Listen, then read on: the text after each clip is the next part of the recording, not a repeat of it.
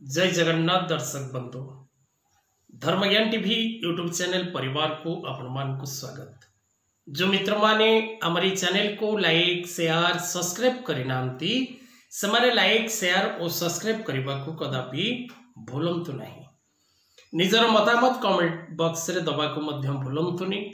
आज कार्यक्रम माध्यम रे दर्शक बंधु आमे आलोचना करिबा जे 2024 जून रु 2025 जून गोटाए वर्षर व्यवधान रही 2024 रु 2025 ए समय मध्य केउ राशि व्यक्ति विशेष मान रही विवाहर जोग। कारण पुओटीए बा झीओटीए थिले प्रत्येक परिवार रो अभिभावक माने निज संतान बा संततिर विवाह पई चिंतित रुहंती, व्यतिव्यस्त रुहंती एवं मानसिक दुश्चिंतारे रुहंती।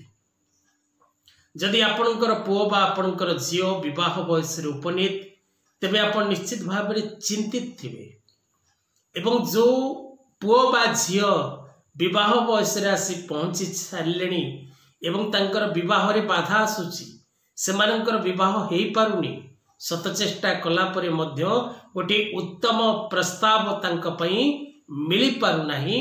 से पुओ एवं झीओ निज विवाह कर्म को नहीं मध्य चिंतित रुहंती।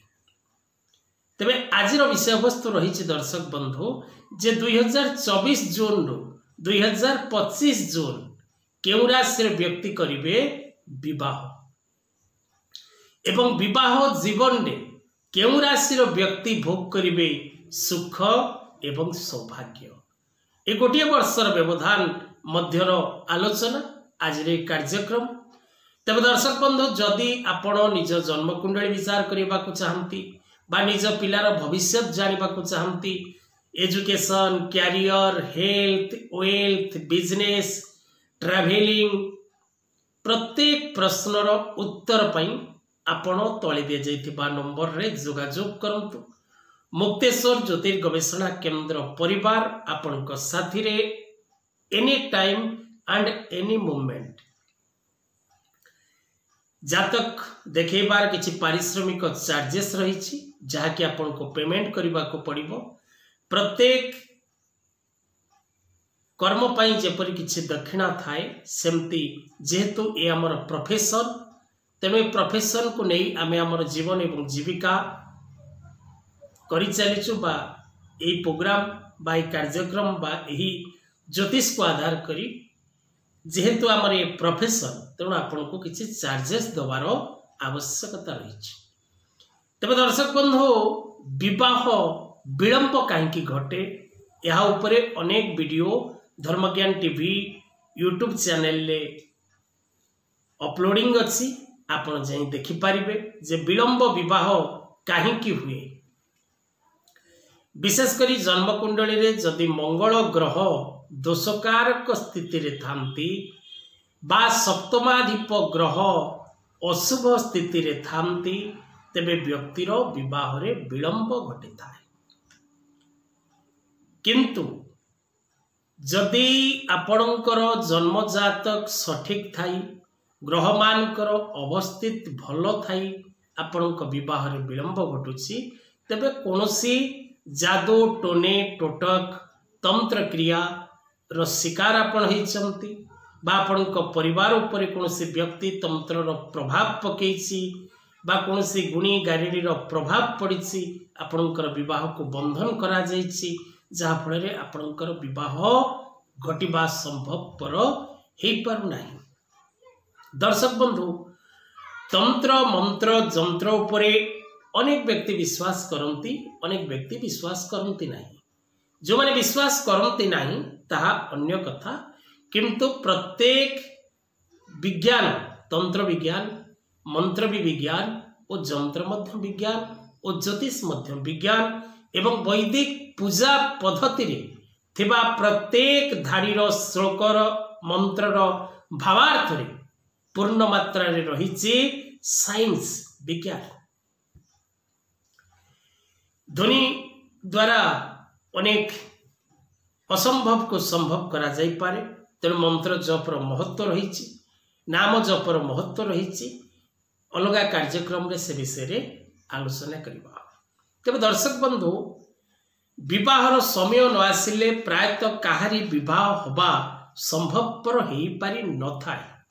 जेपर्यंत गाँ गाउली लोक मैंने कहती आपण शुणी जे विवाहर राशि फिटिनी बा विवाह निमंते जन्म जातक समय आसीनी। तेणु जेपर्यंत विवाहर समय आसीनी आपण शत चेष्टा कले मध्य विवाह कर्म को पूर्ण करिपारिबे नाही।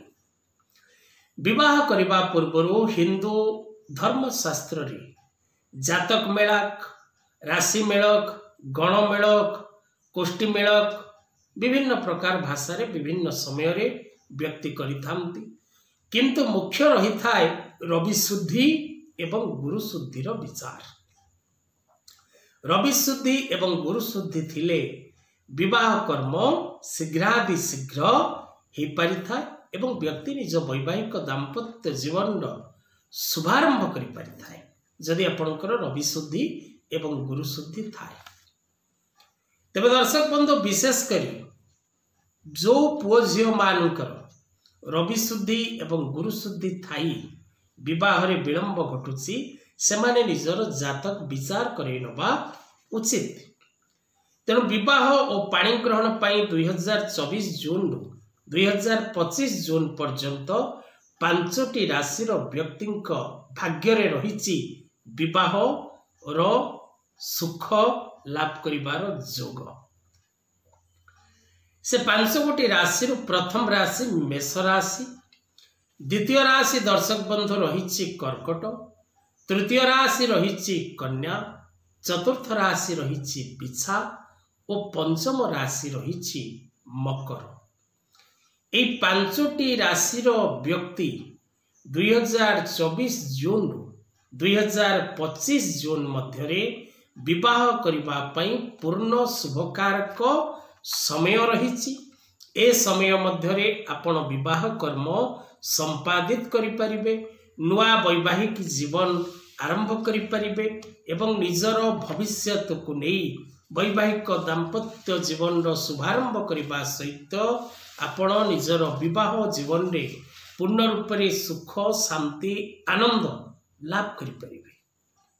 तेबे दर्शक बंधु आजिर कथावस्तु को एठी रखिबा।